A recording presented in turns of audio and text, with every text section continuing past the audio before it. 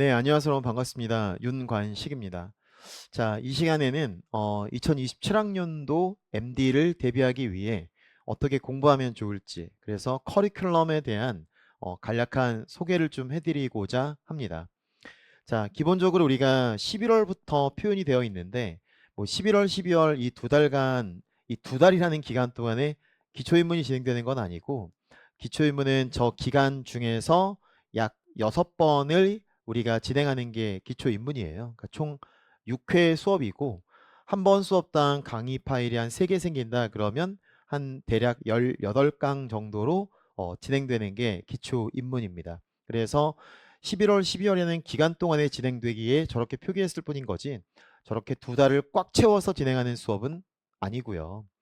자, 그런 연후에 이제 1월, 2월, 3월, 4월 넉 달 동안 통합이론이 진행되는데 여기에서 일단 파트 1, 파트 2로 구별했을 뿐인 거지 파트 1은 어느 단원까지, 파트 2는 어느 단원부터 라고 얘기하긴 좀 애매하고 공부하고 진행을 하다 보면 파트 1은 뭐 예를 들어서 내가 9단원까지 하겠다라고 했는데 뭐 9단원이 아니라 뭐 8단원까지만 진행될 수도 있고 어쨌든 중요한 건 1, 2를 다 들으셔야 되는 거잖아요.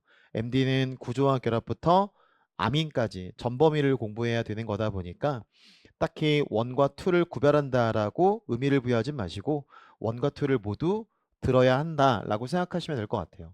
그러면 요 기간 동안에 모든 이론을 다 배우실 텐데 그 과정에서 제가 에이스 엔제 중에서 일부 문제를 선별해서 풀어드릴 거예요.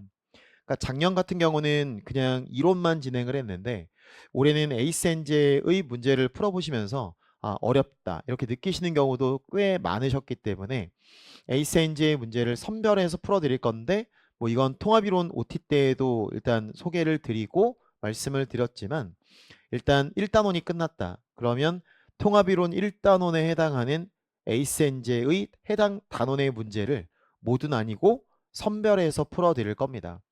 따라서 제가 선별해 드린다는 건 난이도가 좀 있거나 혹은 제가 주로 질문을 받았던 혹은 제가 풀어드려야만 하겠다라고 판단되는 문제들 위주로 선별해서 풀어드릴 거고 그렇지 않은 문제들은 스스로 풀어보시면 되는데 물론 스스로 풀어서 해결이 되시면 좋겠지만 이제 그렇지 않다면 인강이 다 존재하고 있으니까 선택 커리큘럼으로 해서 이론을 배우시는 과정에서 병행해서 풀어주시면 됩니다. 하지만 저도 일부 같이 풀어드릴 거예요. 그래서 이런 문제들을 풀어드리는 과정이 포함됐기 때문에 뭐 작년 2026학년도 대비 때는 파트 1이 몇 단원까지였는데 올해는 문제까지 풀어서 진행하다 보니까 작년과 똑같이 파트 1은 어느 단원까지다 라고 얘기하기는 조금 애매할 수 있어서 이제 앞서 말씀드린 거고 그렇게 4월까지 이론과 엔제를 다 풀었다라고 한다면 5, 6월에는 이제 MD 기출문제를 풀게 돼요. 이 기출문제들은 선별 작업이라는 게 조금 이루어집니다. 왜냐하면 MD는 오랜 기간 동안 진행되어 왔는데 아시겠지만 중간에 한번 시험 제도의 변화가 생겼죠. 그래서 과거에 나오던 것과 문제수가 달라지기도 했지만 범위상에 있어서의 문제도 생겼어요. 과거에는 분광학이 등장했지만 최근에는 분광학이 나오지 않습니다. 물론 그러다가 갑자기 생뚱맞게 분광학 관련 문제가 한 문제의 보기 하나에 출제되는 경우도 있었습니다만 뭐 그 정도를 위해서 그런 보기 하나 때문에 분광학을 공부한다는 건 말이 안 되는 거고 가볍게 우리가 해결할 수 있는 부분인 거고 또 대표적으로 실험 문제. 과거에는 MD에서 실험 문제가 나왔는데 요즘엔 또 안 나오고 있죠. 그래서 과거에 나왔던 MD 기출 중에서 실험 문제나 분과학 문제는 제외하고 나머지 요즘 MD 기출 문제와 유형이 비슷하고 난이도가 비슷하고 그런 것들만 우리가 선별해서 요 기간 동안에 풀게 돼요. 그리고 이론을 배웠지만 내가 이론을 배웠다고 해서 다 내게 된 게 아니잖아요. 이제 그러다 보니까 요 기간에는 제가 단원별로 기출 문제들을 다 구별해서 교재를 구성하고 해당 단원에 대한 문제를 풀기 전에 먼저 단원별로 이론 때 배웠던 내용들을 정리를 해 드릴 거예요. 그래서 내가 배웠지만 내게 완벽하게 안 됐다라고 하는 것들은 요 이론을 리뷰하면서 기출 문제를 푸는 이 5, 6월이라는 기간 동안에 확실하게 본인 걸로 만드시면 좋겠죠.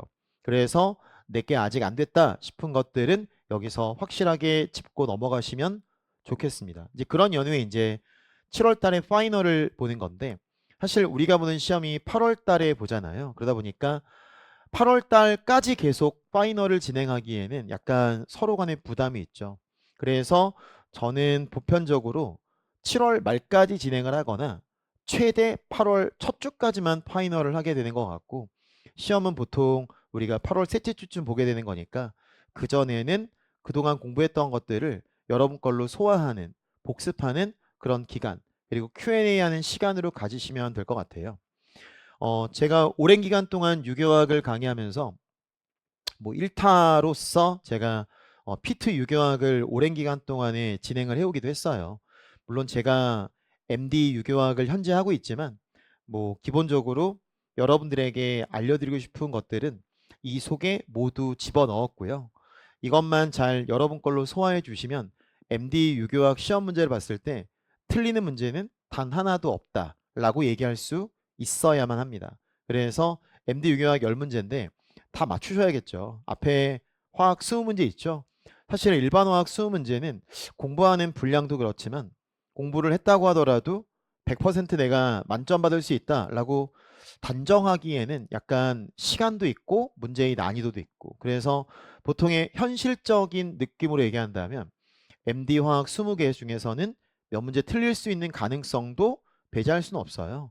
하지만 유교학은 내가 공부하면 배신하지 않고 공부한 만큼 성적으로 보답할 수 있는 그런 과목이기 때문에 10개를 다 맞추겠다, 만점을 받겠다라는 마음가짐으로 공부를 하시는 게 맞지 않나 싶고, 당연히 공부하시는 여러분들은 노력을 하실 거고 그 노력하신 만큼 당연히 보답도 나와야 된다고 생각을 합니다.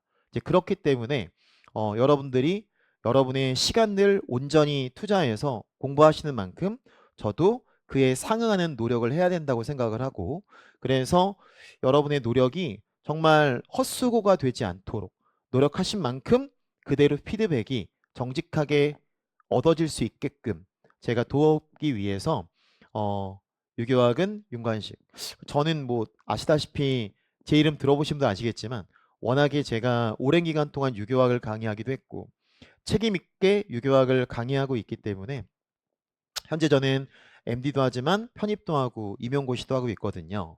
그래서 여러분들이 어, 최대한 우리가 노력한 만큼 결과를 얻게끔 돕기 위해서 노력을 하고 있다는 말씀을 드리고 싶습니다. 끝까지 화이팅 해 주시기 바라고요. 여러분들이 궁금한 게 있거나 하시면 언제나 부담 느끼지 마시고 질의응답을 통해서 해결하셨으면 좋겠습니다. 자, 커리큘럼 소개는 여기까지 드리기로 하고 2027학년도 MDDB를 성공적으로 맞추기 위해서 옆에서 잘 돕겠다라는 말씀을 드리면서 이 시간을 마치도록 하겠습니다. 감사합니다.